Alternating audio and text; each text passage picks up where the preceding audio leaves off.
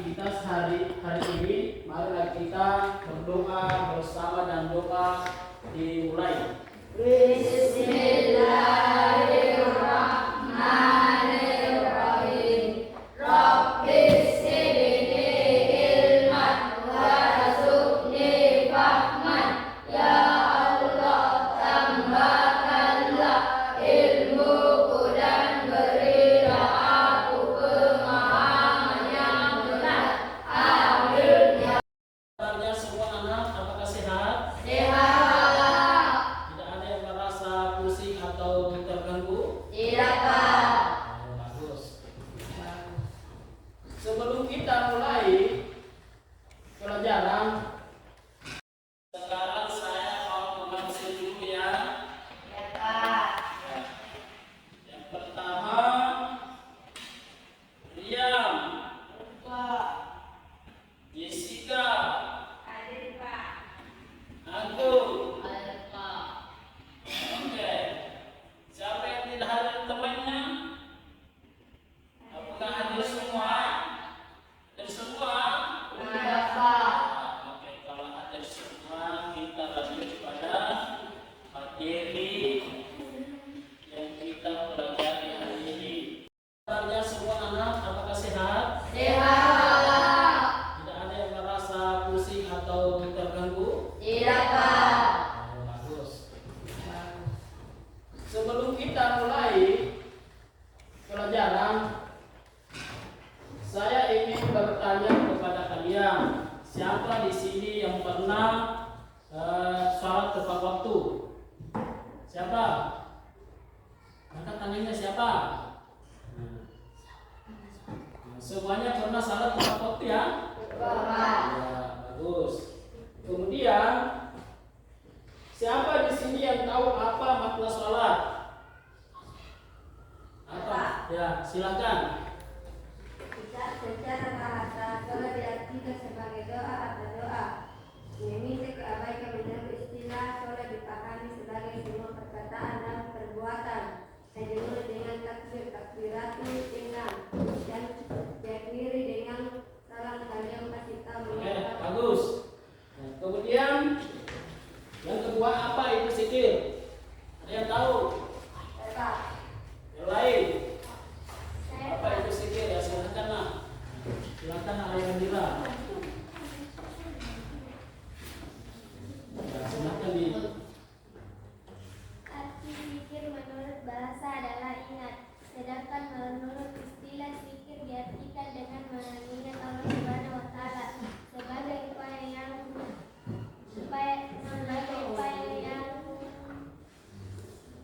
untuk mendekatkan diri kepadanya. Kita diperintahkan untuk selalu berzikir kepadanya dengan Oke. menggunakan Bagus. Kita beri aplaus dulu.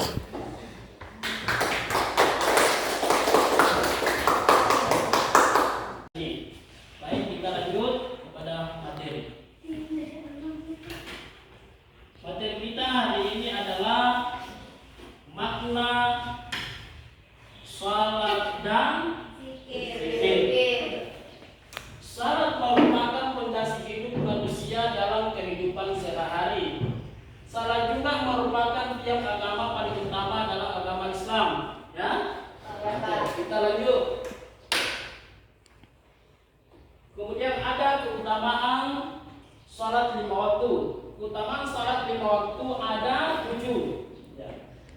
Yang pertama mencegah dari perbuatan keji dan mungkar. Yang kedua menghapus kesalahan-kesalahan.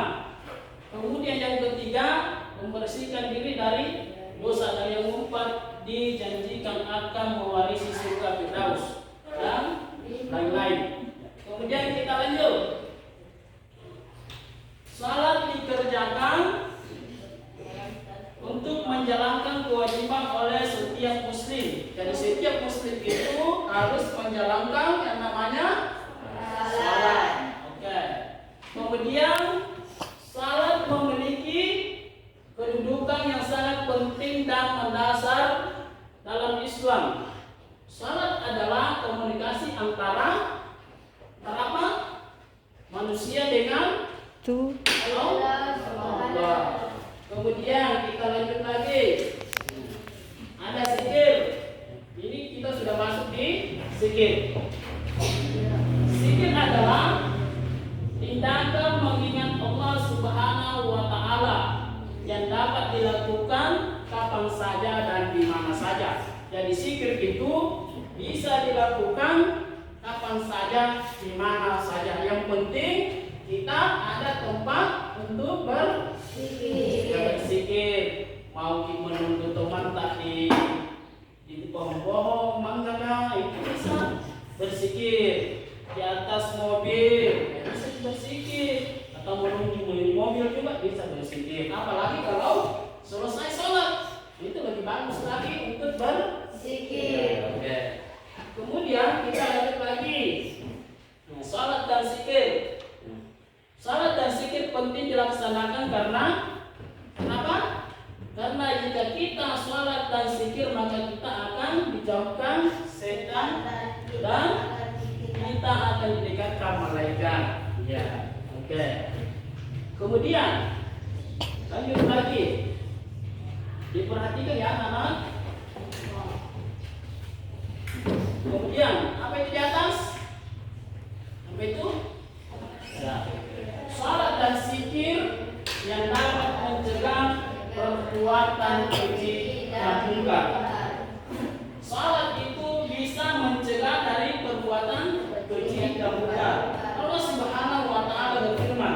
Nah, berfirman itu berarti perkataan langsung dari Allah. Dari Allah, ya. Tidak melalui perantara dengan siapa-siapa, tapi langsung dari Allah. Bagaimana bacanya? Inna sholata tanha 'anil fahsya'i wal munkar. Artinya sesungguhnya salat itu mencegah dari perbuatan keji dan munkar. Oke, sesungguhnya salat itu mencegah dari perbuatan keji dan munkar. Oke, kita lanjut lagi ya. Ya, lanjut lagi. Kemudian ada untuk lebih jelasnya kita harus melihat berkait tentang video ya. Video. Kita perhatikan ya.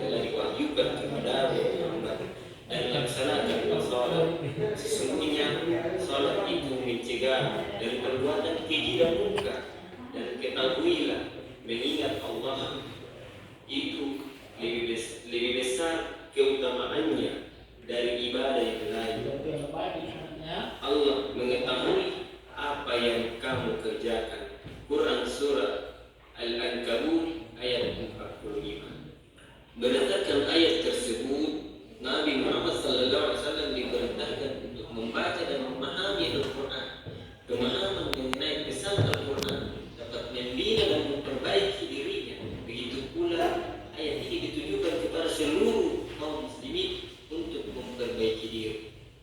Makna zikir, arti zikir menurut bahasa adalah ingat, sedangkan menurut istilah zikir diartikan dengan mengingat Allah Subhanahu wa Ta'ala sebagai upaya untuk mendekatkan diri kepadanya. Zikir dapat dilaksanakan dengan mudah tanpa persiapan dan waktu yang khusus. Seorang muslim bisa memanfaatkan waktu-waktu luang untuk berzikir. Contoh, saat menunggu transportasi umum, menunggu waktu melaksanakan sholat, menunggu saat berbuka puasa, menunggu temannya datang, dan lain sebagainya. Allah Subhanahu wa Ta'ala berfirman di dalam Al-Quran, A'udzu billahi minasyaitonir rajim. Ya ayyuhalladzina amanu dzikrullahi dzikran katsira. Artinya, hai orang-orang yang beriman, berzikirlah dengan menyebut nama Allah, zikir yang sebanyak-banyaknya. Quran surah Al-Ahzab ayat 41. Ayat tersebut menjelaskan bahwasanya Allah Subhanahu wa Ta'ala memerintahkan manusia beriman kepadanya dan membenarkan Rasulullah sallallahu alaihi wasallam selalu berzikir kepada hati, baik siang maupun malam, sendiri maupun berjamaah, memperbanyak mengingat Allah Subhanahu wa Ta'ala dalam hati dan menyebutnya dengan lisan, akan merasakan kehadiran Allah Subhanahu wa Ta'ala. Begitu pula bertasbih kepadanya baik pada waktu pagi maupun petang dengan mensucikan diri dari sifat-sifat tercela.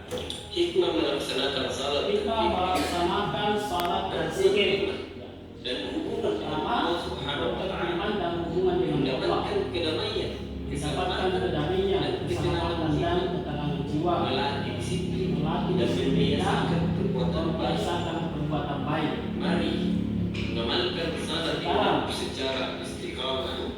Salat 5 waktu adalah ibadah wajib yang harus dilaksanakan oleh setiap muslim setiap hari yang meliputi salat subuh, zuhur, asar, maghrib dan isya. Dan mari mengamalkan zikir dalam kehidupan secara istiqamah. Bacaan zikir itu diantaranya basmalah, bismillahirrahmanirrahim. Mengucapkan basmalah sebelum memulai aktivitas atau pekerjaan sebagai bentuk permohonan berkah dan perlindungan kepada Allah Subhanahu wa Ta'ala. Tasbih, subhanallah, membaca tasbih saat memenuhi abuan Allah, melihat keindahan Allah atau menyadari keesaan. Tahmid, alhamdulillah, mengucapkan tahmid sebagai ungkapan syukur setelah menerima nikmat atau berkah, serta dalam situasi penuh rasa syukur. Tahlil, la ilaha illallah, membaca tahlil untuk memperkuat keyakinan bahwa tidak ada Tuhan yang hak selain Allah Subhanahu wa Ta'ala. Tidak ada Tuhan yang hak disembah selain Allah. Harus dengan Allah. Kalau bukan Allah, takbir, Allahu Akbar, mengucapkan takbir saat merasa terinspirasi kebersamaan, saat menghadapi tantangan atau dalam kegiatan ibadah seperti sholat. Istighfar, astaghfirullah, membaca istighfar ketika merasa melakukan kesalahan, saat meminta ampun atau untuk membersihkan hati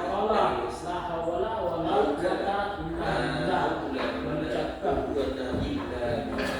Mengucapkan haukala ketika merasa tidak berdaya atau menghadapi kesulitan sebagai pengingat bahwa hanya Allah yang memberi kekuatan. Demikianlah materi yang singkat ini. Semoga yang singkat ini mendatangkan manfaat dan keberkahan yang besar untuk kita semuanya. Semoga kita senantiasa diberi kemudahan dan petunjuk untuk senantiasa mengamalkan salat dan zikir dalam kehidupan, senantiasa menjalankannya dengan penuh keistiqomahan. Dan kami akhiri dengan ucapan billahi taufiq wal hidayah. Wassalam.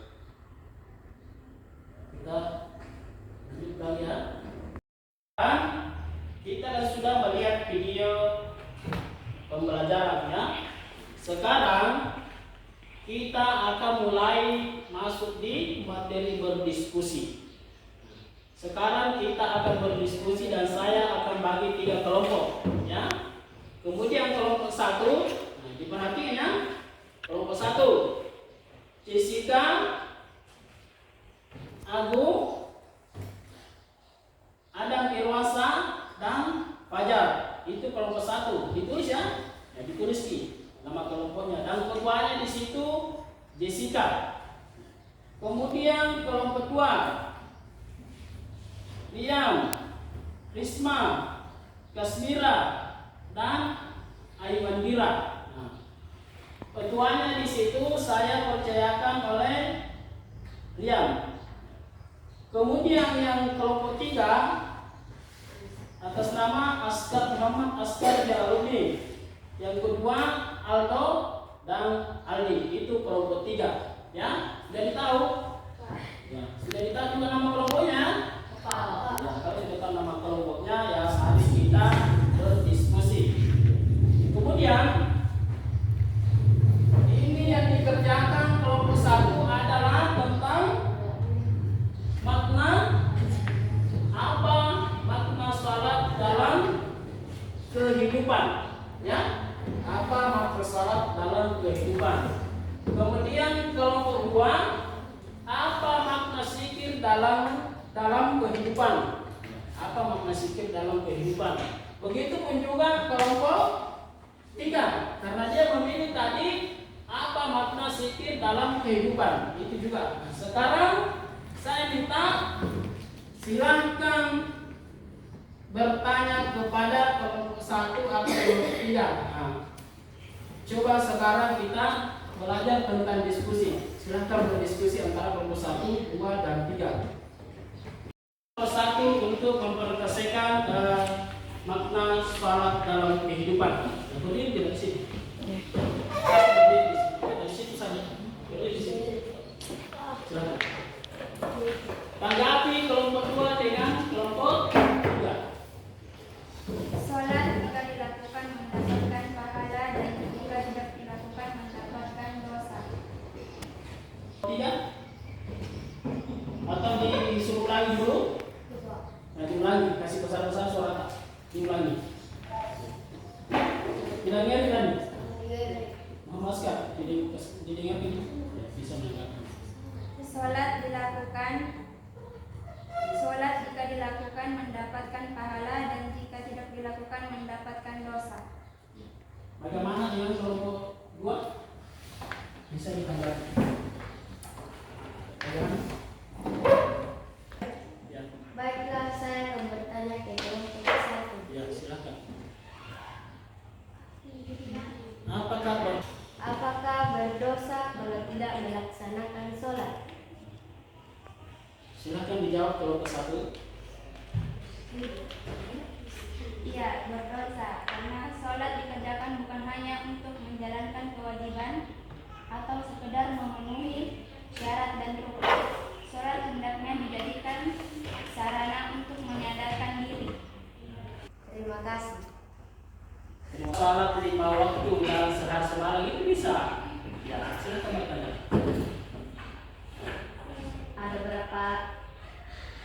Baik. Yuk. Oke, sekarang kita sudah selesai berdiskusi. Apakah Anda memahaminya? Oke, memahaminya itu sangat bagus. Jadi, apakah berdosa kalau kita tidak sholat? Apakah zikir ini bisa dilakukan di mana saja? Bisa. Ya, contohnya? Di bawah Bagus sekali. Sekarang saya akan memberikan tugas LKPD, tugas lembar apa itu namanya? Iya. Tugas lembar kerja peserta didik. Saya akan bagikan di kertas sekarang ya.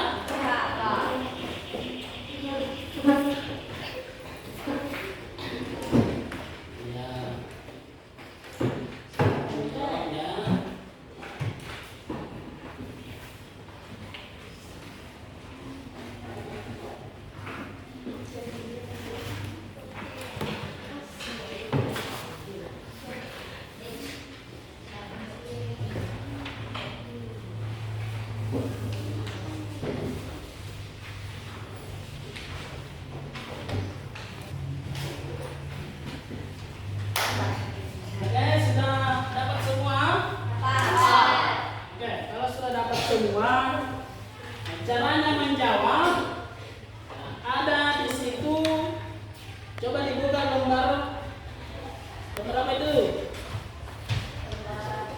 Lembar kedua, apa itu? Tujuan pelajaran. Salat tujuan pelajaran. Salat tepat waktu. Ada di sini pertanyaannya.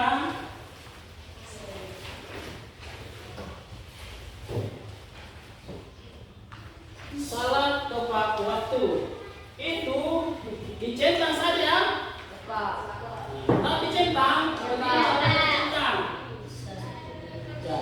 Kalau anda salat tepat waktu berarti kita centang. Melaksanakan sholat sunnah, bisa dicentang. Begitu ya. Ikan PR ya. Satu, soalnya bagaimana cara meningkatkan ketakwaan kepada Allah Subhanahu wa taala. Yang kedua, bagaimana sikap kalian apabila ada salah satu temanmu yang belum melaksanakan sholat 5 waktu. Kemudian soal yang ketiga, bagaimana cara berpikir sesuai dengan ketentuan. Ya, dibaca di rumah ya. Oke, kalau begini ya kita menutup pelajaran ini dengan membaca